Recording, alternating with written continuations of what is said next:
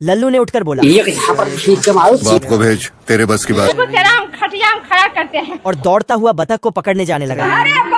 बत्तख जान बचाने को भागा और रेल की पटरियों पर ट्रॉली लेकर दौड़ा और लल्लू भी उसके पीछे आ गया। और लल्लू ने गियर बढ़ाया और बतख के पिछवाड़े में, तो बतख ने भी अपना स्पीड बढ़ाया। फिर लल्लू ने भाला फेंका और एक एक करके सारे ट्रॉली के तख्ते निकाल लिया और बतख पहियों से ही भागने लगा। हमारा रक्त ही महासेना है।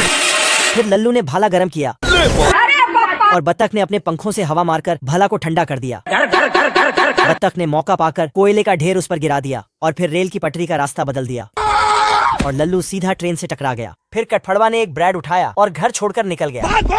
रास्ता न भूले, इसीलिए वह ब्रेड गिराते हुए जाने लगा, लेकिन उसके पीछे से पंछियां उसके फेंक हुए ब्रेड को खाने लगी। फिर उसने देखा और सारी पंछियों को भगाया। अरे नहीं! फिर वह आगे बढ़ने लगा। इतने में एक भूखा भेड़िया उसे देख लेता है और फिर फॉरेस्ट हेल्प डेस्क बनकर खड़ा हो गया। कटफड़वा उसके पास जाकर, मुझे कैसे भी करके निकाल मेरे भाई, मैं फंस गया हूँ यहाँ। बताता हूँ। भेड़िए ने उसे आगे भेज दिया। कटफड़वा आगे गया तो उसने ब्रेड देखा और वह जाने लगा और उसके आगे आगे भेड़िए ब्रेड फेंकने लगा और फिर भेड़िया ने उसे अपने घर तक ले आया। फिर भेड़िया ने दरवाजा बंद कर दिया। ये कहाँ फंस गया भाई मैं? इसी तरह भागकर खिड़की से निकलने की कोशिश किया तो भेड़िए ने खिड़की हटा दिया। फिर भेड़िया ने उसे मशीन में रख दिया। तभी आसमान से शक्तिमान चूहे ने ये देखा और सीधा भेड़िया के पास आकर शक्तिमान चूहे ने उसे बचाया और सीधा उसके घर ले गया। इस गिलहरा के अंदर से सड़ा हुआ आलू की तरह बदबू आता है। कहना क्या चाहते हो? मेढक के बगल से गुजरा तो मेढक का दिमागी संतुलन बिगड़ गया।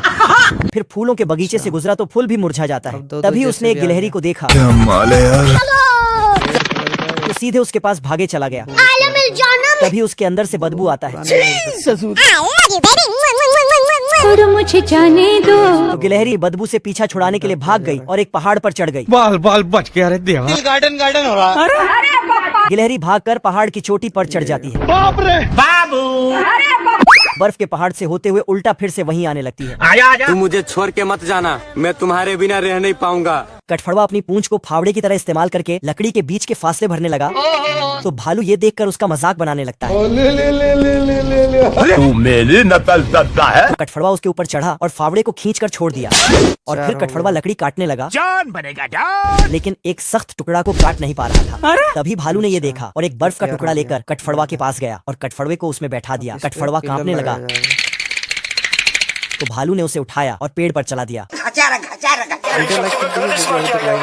कटफड़वा आरी से धीरे धीरे लकड़ी काटने लगा। पप्पू भाई बाढ़ को उठाता है और जमीन जोतते हुए जाने लगता है और ममता को अपना वोट देने ले जाने लगा। नरेंद्र मोदी आए थे तो गबरू तुरंत ट्रैक्टर स्टार्ट करने गया, लेकिन गोली भाई तो ट्रैक्टर में चढ़कर उसके ऊपर चला देता है। पप्पू तो ट्रॉली छुड़ा लेता है और भागने लगता है।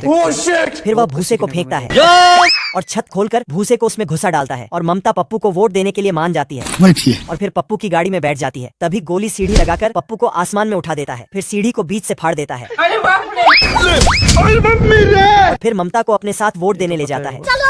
तभी पप्पू को उसी वक्त पालक का खेत नजर आ जाता है। आजा।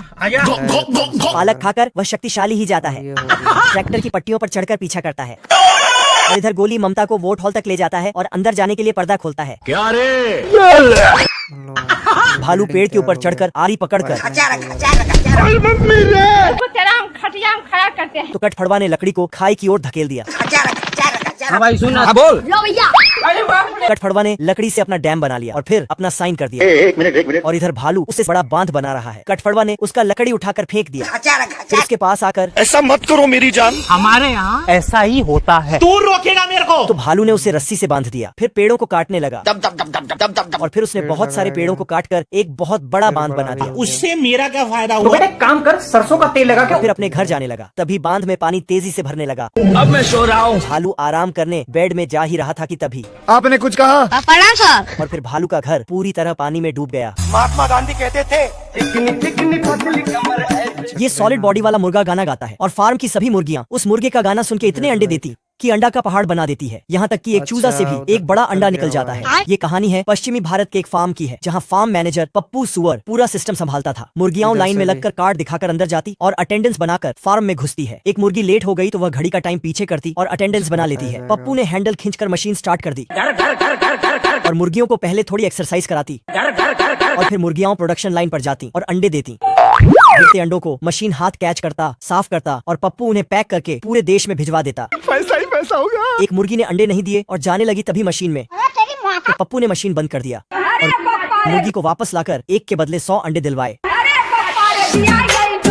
ये लोमड़ा पेड़ में चढ़ने लगता है, तभी चिड़िया उसको देख लेता है। बाप रे। तो ये अपना घोंसले को समेट कर अब देख तू। वहाँ पे चिमटा रखकर फरार हो जाती है। तभी लोमड़ा बिना देखे चिमटे में अपना हाथ डाल देता है।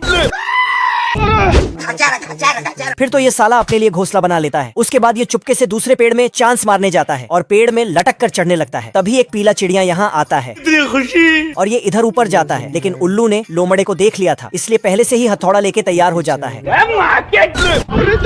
तो ये नीचे टपक जाता है। तभी ये पीला चिड़िया अपने आप को अंडे में बंद कर लेता है। साला ऐसा क्या काम करूं जो लोग मुझे पैसा दें, बताओ।